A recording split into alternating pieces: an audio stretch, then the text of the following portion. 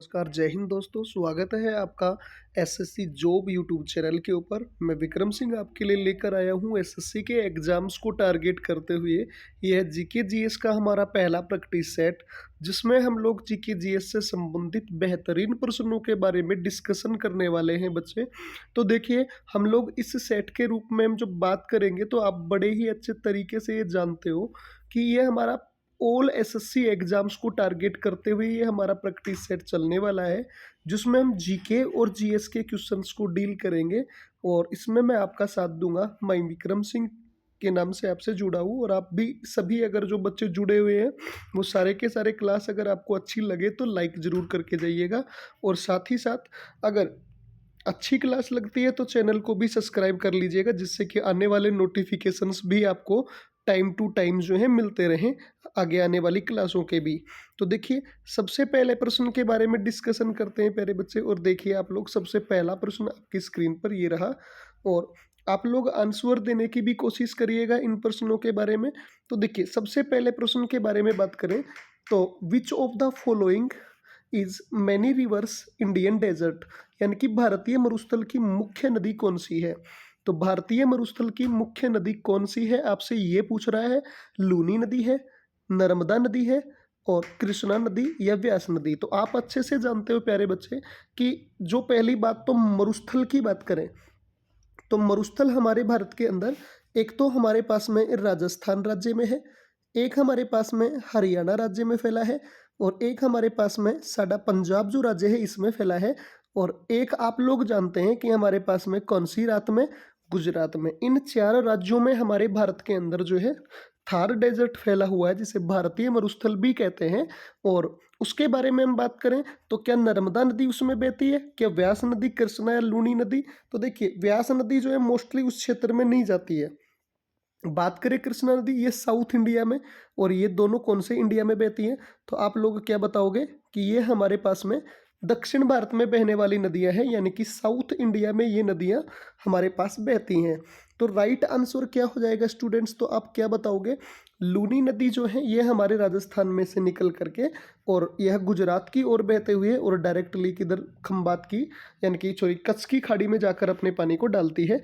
तो लूनी नदी इसका राइट आंसर हो जाएगा। चलिए नेक्स्ट क्वेश्चन के बारे में बात करते हैं। और नेक्स्ट जो क्वेश्चन आपको दिखाई दे रहा है प्यारे बच्चे, और बड़े ध्यान से देखिए क्वेश्चंस को। देखिए, the order of Madhya Pradesh, the border of Madhya Pradesh not share with, यानी कि मध्य प्रदेश की सीमा किससे साझा नहीं होती है। तो मध्य प्रदेश की सीमा किससे साझा नहीं होती है। क्या उत्तर प्रदेश सीमा बनाता है, क्या बिहार, छत्तीसगढ़ या गुजरात। तो आप लोग देख पा रहे होंगे कि देखिए, ये हमारे पास में एमपी है, ये हमारे पास में कौन सा राज्य है, एमपी है। एमपी से देखो, एक तो हमारे पास राजस्थान सीमा बना रहा है, एक यूपी सीमा बना रहा है, एक हमारे पास छत्तीसगढ़ बना रहा है, एक महाराष्ट्र बना रहा है, और एक ये गुजरात सीमा बना रहा है। लेकिन देखो, गुजरात बना रहा है, छत्तीसगढ़ भी बना रहा है, उत्तर प्रदेश भी बना रहा है, लेकिन देखो बिहार है यहाँ पे। तो क्या ये सीमा शेयर कर रहा है, बिल्कुल भी नहीं कर रहा। इसलिए आंसर क्या हो जाएगा स्टूडेंट्स, तो बी आंसर, यानी कि बिहार राइट आंसर हो जाएगा इस प्रश्न का, अगर हम बात करें तो। ठीक है, चलते हैं और अब बात करते हैं एक नेक्स्ट प्रश्न के बारे में। देखिए, अगर क्लास अच्छी लग रही है तो एक बार आप लोग सेशन को शेयर भी कर दो अपने साथियों में। और साथ ही साथ एक चीज़ मैं आपको और बता दूं, ये जो पीडीएफ्स आपको मिलेगी, ये हमारा जो खुद का टेलीग्राम चैनल है जिसका नाम है GK by Vikram Singh, GK by Vikram sir के नाम से हमारा टेलीग्राम है। उस टेलीग्राम के ऊपर आपको ये पीडीएफ भी मिल जाएगी। तो देखिए, प्रश्न है आपके सामने कि कौन सी नदी सतपुड़ा और विंध्याचल के मध्य में बहती है। सतपुड़ा के और विंध्याचल के बीच में बहने वाली नदी आपसे पूछ रहा है। तो देखिए, आप लोगों को दिखाई दे रहा होगा कि क्या गोदावरी बहती है, या गंडक बहती है, या ताप्ती नदी बहती है, या नर्मदा नदी बहती है। देखो, सतपुड़ा और विंध्याचल के बीच में आप लोगों को देखो, ये ग्रीन कलर से जो एक यहाँ पे पहाड़ी दिख रही होगी, ये हमारे पास कौन सी हो गई। तो आप क्या बताओगे, ये वाली हमारे पास सतपुड़ा विंध्याचल हो गई, और ये हमारे पास में कौन सी होगी, विंध्याचल की पहाड़ियाँ हो गई इधर नीचे से। और इनके बीच में एक ये नदी बह रही है, देखो ध्यान से आपको दिख रही होगी ऐसे, ये वाली नदी, ये इस नदी का नाम क्या है, नर्मदा नदी है। तो यह नर्मदा नदी जो है इसका राइट आंसर हो जाएगा अगर आपसे पूछे तो। नर्मदा नदी जो है ये निकल कर आती है अमरकंटक की पहाड़ी से, और अमरकंटक की पहाड़ी से निकल करके ये मध्य प्रदेश में से सतपुड़ा और विंध्याचल के बीचों बीच भ्रंश घाटी में बहते हुए और ये पानी खंबात की खाड़ी में डाल देती है अपने पानी को। ठीक है। और नर्मदा नदी जो है, इस नर्मदा नदी की बात करी जाए तो प्यारे बच्चे ये डेल्टा नहीं बनाती है, और ताप्ती नदी भी क्या नहीं बनाती है, तो डेल्टा नहीं बनाती है। गंडक जो है ये गंगा की सहायक नदी है, और गोदावरी इसे दक्षिण की गंगा के नाम से भी जाना जाता है, और ये दक्षिण भारत की सबसे लंबी नदियों में से एक नदी है। ठीक है। चलिए अगले प्रश्न की बात करें, और अगला प्रश्न ये है प्यारे बच्चे, देखिए ब्रह्म समाज के संस्थापक कौन थे। ब्रह्म समाज के संस्थापक आपसे पूछ रहे हैं, who was the founder of ब्रह्म समाज। CR दास हैं, महात्मा गांधी हैं, राजा राम मोहन रॉय हैं, या दयानंद सरस्वती हैं। तो देखिए आप लोग बड़े अच्छे से जानते होंगे कि ब्रह्म समाज जो आपको दिख रहा है ऑप्शन में, इस ब्रह्म समाज की स्थापना 1928 के अंदर की गई थी। और ये ब्रह्म समाज जो है ये इसकी स्थापना कहाँ पर की गई, तो आप लोग क्या बताओगे, कलकत्ता में, यानी आप बताओगे कोलकाता, इसका राइट आंसर हो जाएगा। कोलकाता में इसकी स्थापना की गई 1928 के अंदर, सॉरी 1828 होगा ये, मैंने 1900 बोल दिया इसको। तो ये हमारे पास कितना हो जाएगा, तो आप लोग बताओगे कि ये हमारे पास 1828 में की गई। और इसकी स्थापना करने वाले कौन थे, तो आप लोग क्या बताओगे, राजा राम मोहन राय इसका राइट आंसर हो जाएगा।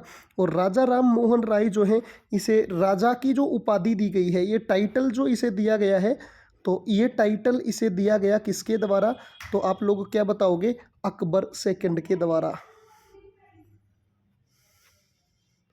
मुगल शासक हुआ है अकबर सेकंड प्यारे बच्चे, उसके द्वारा इसे राजा की उपाधि दी गई थी। और इसी राजा राम मोहन राय की बात करी जाए तो इसे पत्रकारिता का अग्रदूत व पुनर्जागरण का अग्रदूत भी इसे भारत में बोला जाता है। तो ये आप लोग अच्छे से जाने। और उसके बाद में हम लोग बात करें अगले प्रश्न के बारे में, तो देखिए अगला प्रश्न आपके सामने ये रहा, और प्रश्न को बड़े ध्यान से देखना प्यारे बच्चे, और फिर आंसर देना। रामकृष्ण मिशन की स्थापना किसने की।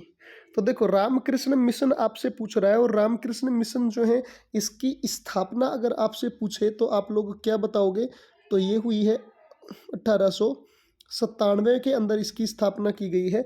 और 1897 में इसकी जो स्थापना की गई है वो वेल्लूर में की गई है। कहाँ पर की गई है, वेल्लूर में की गई है।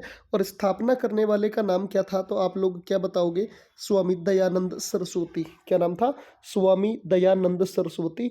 और स्वामी दयानंद सरस्वती जो है ये 1893 की बात कर ली जाए, कब की बात कर लें, 1893 में, तो इन्हें शिकागो भेजा गया था। कहाँ पर भेजा गया था प्यारे बच्चे, तो आप क्या बताओगे, शिकागो के अंदर विश्व धर्म सम्मेलन हुआ था, वहाँ पर ये भाग लेने के लिए गए थे।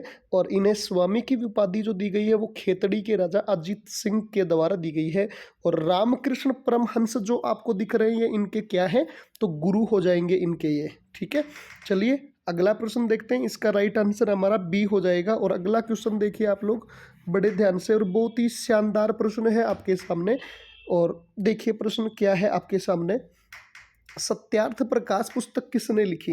सत्यार्थ प्रकाश वॉज रिटन्ड बाई, अगर हम बात करें स्वामी श्रद्धानंद ने, स्वामी दयानंद सरस्वती ने, और विवेकानंद ने, या श्री राम शर्मा ने। तो किसने लिखी है सत्यार्थ प्रकाश, तो आप आंसर दोगे कि सत्यार्थ प्रकाश किताब लिखने वाले कौन है, स्वामी दयानंद सरस्वती जी जो है वो राइट आंसर हो जाएगा इस प्रश्न का, जो एकदम सही आंसर होगा। देखो आगे बात करें हम लोग इस प्रश्न के बाद बारे में, तो आप बड़े अच्छे से जानते होंगे कि स्वामी दयानंद सरस्वती जो हैं इसके द्वारा आर्य समाज की स्थापना की गई। कौन सी समाज की, आर्य समाज जो है इसकी स्थापना की गई। और इसकी स्थापना इसने करी है 1875 के अंदर, जिसका हेडक्वार्टर कौन सी आई में था, तो आप लोग क्या बोलोगे, मुंबई में इसका हेडक्वार्टर था, जो कि राइट आंसर हो जाएगा, दयानंद सरस्वती ने स्थापित की गई। ठीक है। अगला प्रश्न देखिए, और अगला प्रश्न ये है हमारे पास, भारतीय राष्ट्रीय कांग्रेस की स्थापना कब हुई। आपसे पूछ रहा है कि यानी कि Indian national Congress was established in, यानी कि कौन सी साल में कांग्रेस पार्टी की स्थापना हुई है, तो आप लोग क्या बताओगे, 1885 में। और कौन सी, तो आप लोग क्या बताओगे, 28 दिसंबर 1885 1885 में इसकी स्थापना हुई है। और इसके संस्थापक अगर आपसे पूछ ले तो आप लोग क्या बताओगे? ए ओ ह्यूम जो है इसके संस्थापक हो जाएंगे, यानी कि ए हो ह्यूम जो है इस कांग्रेस पार्टी के संस्थापक हो जाएंगे। ए ओ ह्यूम, जिसे एलन ऑक्टेवियन ह्यूम के नाम से भी आप लोग जानते हो। और ये आप लोगों को पता है 1885 में 28 दिसंबर को स्थापित की गई थी गोकुलदास तेजपाल संस्कृत महाविद्यालय मुंबई में। ठीक है, अगला प्रश्न देखिए। और अगला प्रश्न ये रहा प्यारे बच्चे आपके सामने, कांग्रेस का पहला अधिवेशन कहाँ पर हुआ था? तो कांग्रेस का जो पहला सेशन हुआ है, पहला जो सेशन हुआ वो कहाँ पर आयोजित किया गया? तो आप क्या बताओगे? कलकत्ता में, लाहौर में, मुंबई में या पुणे में? तो बताओ क्या आंसर होगा? कलकत्ता, लाहौर, मुंबई या पुणे? तो आप बताओगे कि ये मुंबई में ही हुआ है। और कब हुआ है? तो 1885 में, जिस साल इसकी स्थापना की गई उसी साल। और इसके पहले जो अध्यक्ष बने कांग्रेस के, यानी कि प्रथम जो आपसे अध्यक्ष पूछ ले तो पहले अध्यक्ष का नाम है WC बनर्जी। व्योमेश चंद्र बनर्जी जो है इसके क्या हो जाएंगे? संस्थापक हो जाएंगे, यानी कि सॉरी, पहले अधिवेशन के अध्यक्ष हो जाएंगे। और कांग्रेस के संस्थापक कौन हो जाएंगे? ए ओ ह्यूम हो जाएंगे। देखो अगला प्रश्न आपके सामने जो है वो प्रश्न बड़े ध्यान से देखना और प्रश्न का आंसर भी देना। निम्न में से कौन न्यूक्लियॉन्स नहीं है? निम्न में से कौन सा एक न्यूक्लियॉन्स नहीं है, आपसे ये पूछ रहा है। तो न्यूक्लियॉन्स क्या प्रोटॉन नहीं है, क्या इलेक्ट्रॉन, क्या न्यूट्रॉन, क्या पॉजिट्रॉन? तो देखिए राइट आंसर प्यारे बच्चे क्या हो जाएगा इसका? तो आप बताओगे कि इलेक्ट्रॉन जो है ये न्यूक्लियॉन्स नहीं होते हैं। पॉजिट्रॉन, न्यूट्रॉन, प्रोटॉन जो है ये हमारे पास इलेक्ट्रॉन्स होते हैं।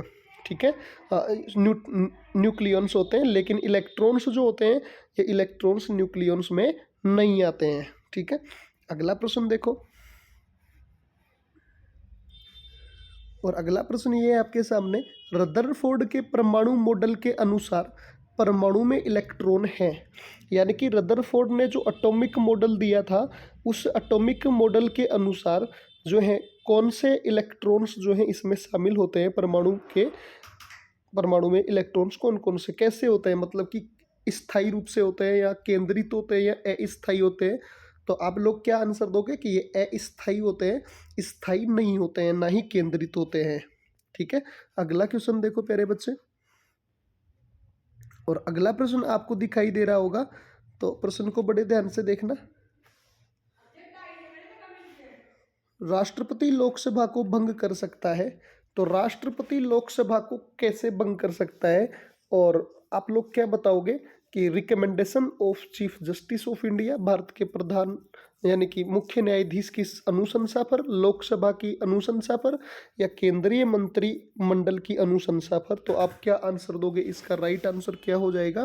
तो केंद्रीय मंत्रिमंडल की अनुशंसा पर, यानी कि मंत्री परिषद की सलाह पर।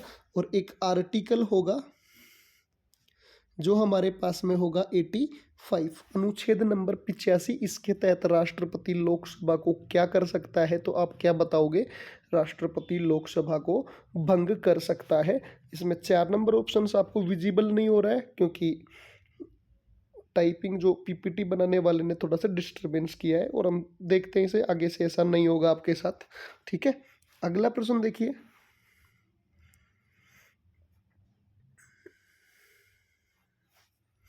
और ये रहा आपके सामने प्रश्न।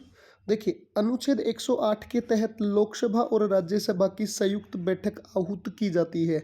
यानी कि अनुच्छेद 108 के तहत लोकसभा और राज्यसभा की जो संयुक्त बैठक होती है, जिसे जॉइंट सेशन बोलते हैं हम लोग, ये कौन बुलाता है? तो भाई जॉइंट सेशन बुलाने का काम किसका है? तो आप क्या बताओगे?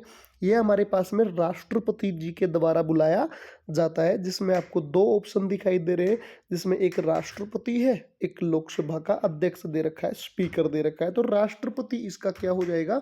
राइट आंसर हो जाएगा बच्चे। ठीक है, और इसमें 2 ऑप्शंस आपको देखो, प्रधानमंत्री और राज्यसभा के अध्यक्ष द्वारा दोनों लिख रखा है, लेकिन ये हमारे पास सही से सुटेबल नहीं था। अब देखिए, मैनग्रोव क्या होते हैं? What is mangrove? मैनग्रोव क्या है? तो क्या एक डेल्टाई वन है, क्या एक वर्षा वन है, क्या मरुस्थलीय वन है, या पर्वतीय वन है? तो देखिए आप लोग बड़े अच्छे से जानते होंगे कि मैंग्रोव वनों की बात करी जाए तो मैंग्रोव वनों को हम लोग जो है दलदली वन भी कहते हैं। क्या कहते हैं इन्हें? दलदली वन के नाम से भी इनको जाना जाता है।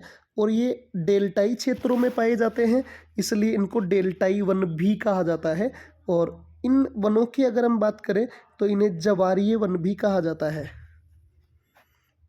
ज्वारीय वन भी कहते हैं। तो राइट आंसर क्या हो जाएगा प्यारे बच्चे? तो हमारे पास हो जाएगा कौन सा वन? डेल्टाई वन इसे बोला जाता है। तो मैंग्रोव वनों को क्या कहते हैं हम लोग? डेल्टाई वन के नाम से भी जानते हैं, यानी कि राइट आंसर ए हो जाएगा हमारे पास में। ठीक है, उसके बाद में हम लोग बात करते हैं, देखिए अगले प्रश्न के बारे में। और आपको दिख रहा है अगला प्रश्न, देखिए कान्हा नेशनल पार्क पूछ रहे हैं आपसे। और कान्हा नेशनल पार्क यानी कि राष्ट्रीय उद्यान कहाँ पर स्थित है? इज लोकेटेड पूछ रहा है। क्या कान्हा नेशनल पार्क तमिलनाडु में है, क्या बिहार में है, क्या आंध्र प्रदेश या मध्य प्रदेश में? तो देखिए कान्हा नेशनल पार्क जो है ये हमारे भारत के एमपी में हो जाएगा, मध्य प्रदेश में हो जाएगा। लेकिन आपसे एक पूछ ले, मुडुमलाई, कौन सा? मुडुमलाई। तो आप लोग कहाँ बताओगे मुडुमलाई नेशनल पार्क कहाँ हो जाएगा? तमिलनाडु में। एक आपने सुना होगा वाल्मीकि, तो वाल्मीकि नेशनल पार्क कहाँ हो जाएगा? तो बिहार में। और मध्य प्रदेश में तो आप लोगों को सबसे ज़्यादा नेशनल पार्क देखने को मिलते हैं, जिनके अंदर एक आपको कान्हा के अलावा कूनो नेशनल पार्क भी देखने को मिलेगा। यहीं पर आपको बांधवगढ़ भी देखने को मिलेगा, तो बांधवगढ़ हो जाएगा यहाँ पे। बांधवगढ़ के अलावा यहाँ पर पेंच नेशनल पार्क भी हो जाएगा। और यहीं पर एक और आपको सतपुड़ा के नाम से देखने को मिलता है। तो ये सारे नेशनल पार्क कहाँ पर हो जाएंगे? तो आप बताओगे कहाँ पर? मध्य प्रदेश में हो जाएंगे। ठीक है बच्चे, अगला प्रश्न देखो।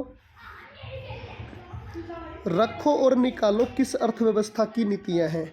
यानी कि hire and fire is the policy of which economy, यानी कि कौन सी अर्थव्यवस्था की ये विशेषता है या नीति है कि रखो और निकालो? तो भाई रखो और निकालो अपने खुद के मतलब के हिसाब से हो गया ना बात। भाई मेरे को जब तक ज़रूरत है तब तक रख लूँ इसे, और जब मेरे को ज़रूरत नहीं है तो मैं इसको निकाल के फेंक दूँ। ठीक है, हम तो डूबेंगे सनम तुम्हें भी ले डूबेंगे, इसका मतलब तो यही हुआ ना। इसलिए आप लोग देखिए अपने खुद के लाभ के लिए जो है लाभ कमाने का उद्देश्य किसका होता है? तो आप लोग क्या बताओगे? पूंजीवादी अर्थव्यवस्था का, प्राइवेटाइजेशन जिसे कैपिटलाइज्ड बोला जाता है इकोनॉमी, वो इसका राइट आंसर हो जाएगा। अब देखो अगले प्रश्न के बारे में बात करें।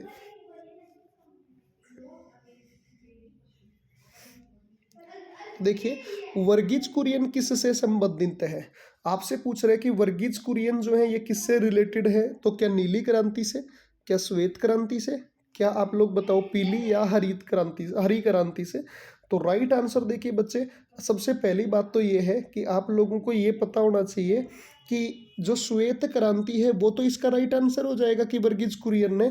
और अभी पिछले दिनों लेटेस्ट ये क्वेश्चन पूछा गया है कि श्वेत क्रांति का उत्पादन किससे संबंधित है? तो आप लोग क्या बताओगे? दुग्ध उत्पादन से। और आप लोगों को मैं एक क्वेश्चन दे रहा हूँ कि ये जो नीली क्रांति, पीली क्रांति और हरी क्रांति हैं, ये तीनों क्रांतियाँ किससे संबंध रखती हैं? आप लोग ये कमेंट में लिखकर मुझे आंसर दोगे, ठीक है, जिससे आपकी तैयारी में और 4 चांद लगाए जा सके। ठीक है बच्चे, अगला प्रश्न देखिए। और अगला प्रश्न है हमारे पास में, प्रथम बार भारत की राष्ट्रीय आय का आकलन किसने किया था? तो पहली बार हमारे भारत में राष्ट्रीय आय, जिसे नेशनल इनकम बोलते हैं हम, उसका आकलन करने वाला व्यक्ति कौन था? तो वीके वी राव, दादा भाई नौरोजी, CR दत्ता, DR गाडगिल। तो राइट आंसर क्या होगा बच्चे, आप लोग क्या बताओगे? तो दादा भाई नौरोजी जो है वो इसका राइट आंसर हो जाएगा। दादा भाई नौरोजी, जिसे grand old man of India, grand old man of India के नाम से जाना जाता है। तो बी आंसर एकदम सही हो जाएगा। चलो अगले प्रश्न की बात करते हैं। और देखो अगला प्रश्न है, भारत का पहला एयर यानी कि फील्ड मार्शल कौन था? तो भारत का पहले फील्ड मार्शल के बारे में पूछ रहा है। तो ये तो सभी को पता है, जो कि हमारे पास SHFJ मानेक शाह। मानेक शाह का नाम काफ़ी बार सुना होगा आपने। तो ये हमारे भारत के पहले फील्ड मार्शल हुए हैं, जो कि राइट आंसर हो जाएगा। और अभी आप लोग हमारे भारत के CDS की बात कर लें। तो हमारे भारत के CDS कौन है? तो आप क्या बताओगे? अनिल चौहान। कौन हो जाएंगे प्यारे बच्चे? तो अनिल चौहान हो जाएंगे। एक आप लोग जानते हैं कि हमारे भारत में अभी जो थल सेना प्रमुख है, तो थल सेना प्रमुख का नाम क्या है? तो आप बताओगे उपेंद्र द्विवेदी। उपेंद्र द्विवेदी, यानी कि ये हमारे पास कौन से हो जाएंगे? थल सेना प्रमुख हो जाएंगे। अगले प्रश्न की ओर चलते हैं, देखिए। और नेक्स्ट प्रश्न ये है प्यारे बच्चे हमारे सामने, हरित क्रांति शब्द किसने दिया? देखिए हरित क्रांति के बारे में हम बात कर रहे हैं। सबसे पहली बात तो हरित क्रांति किससे संबंधित है? तो आप क्या बताओगे? गेहूं उत्पादन से। और गेहूं उत्पादन से संबंधित हरित क्रांति में जो हरित क्रांति शब्द है, ये किसने दिया है? तो क्या विलियम गॉड, क्या आप लोग बता पाए चार्ल्स एल्टन ने, क्या यूजीन ओडम ने, या MS स्वामीनाथन ने? तो देखिए हरित क्रांति शब्द दिया है डॉक्टर विलियम गॉड के द्वारा। लेकिन हरित क्रांति का अगर आपसे जनक पूछ ले तो आप लोग किसे बताओगे? बोरलोग को। नॉर्मन बोरलोग जो है ये हो जाएंगे। लेकिन भारत में हरित क्रांति का जनक कौन हो जाएगा? भारत में जनक, तो भारत में जनक जो है हरित क्रांति का वो कौन हो जाएगा? तो आप लोग क्या बताओगे? हरित क्रांति के जनक डॉक्टर MS स्वामीनाथन हो जाएंगे। तो राइट आंसर हमारे पास हरित क्रांति शब्द किसने दिया? तो क्या बताओगे? विलियम गॉड हो जाएगा प्यारे बच्चे। देखो अगला प्रश्न है हमारे पास में, और अगला प्रश्न ये है हमारे पास में, बड़े ध्यान से देखिएगा। 1 दिसंबर को खालिस्तान के रूप में मनाया जाता है। 1 दिसंबर किसके रूप में मनाया जाता है? विश्व रेड क्रॉस दिवस, यूनिसेफ दिवस, मानवाधिकार दिवस, या एड्स दिवस? देखिए तो अगर हम रेड क्रॉस दिवस की बात करें तो यह मनाया जाता है भाई 8 मई को, ठीक है। यूनिसेफ दिवस मनाया जाता है 11 दिसंबर को, और मानवाधिकार दिवस मनाया जाता है 10 दिसंबर को। और बच गया हमारे पास विश्व एड्स दिवस, तो ये कब मनाया जाता है? तो आप लोग क्या बताओगे? ये 1 दिसंबर को मनाया जाता है। तो राइट आंसर हमारा क्या हो जाएगा इसका? तो आप लोग क्या बताओगे कि इसका राइट जो आंसर हो जाएगा हमारे पास विश्व एड्स दिवस हो जाएगा। तो मैं उम्मीद करता हूँ साथियों आपसे कि आपको क्लास अच्छी लगी होगी, और क्लास अच्छी लगी है तो आप लोग एक बार साइड में एक जो है थंबनेल का बटन है जिसका अंगूठा ऊपर की ओर है, कृपया उसे दबाने का कष्ट करें, क्योंकि उसका कोई चार्ज नहीं लगता है। और साथ ही साथ एक सब्सक्राइब नाम दिख रहा होगा, उसको दबाने से घंटी बजती है। अगर वो नहीं बजाई है आपने तो बजा कर देखो, क्योंकि घंटी बजाने का मजा ही कुछ और होता है। एक बार बजा कर देखना आप लोग। तो आज के सेशन में हम यहीं तक बात करते हैं। मिलते हैं एक नेक्स्ट सेशन में नई जोश, नई उम्मीद और नए जुनून और उत्साह के साथ में। आज के लिए इतना ही। जय हिंद, जय भारत।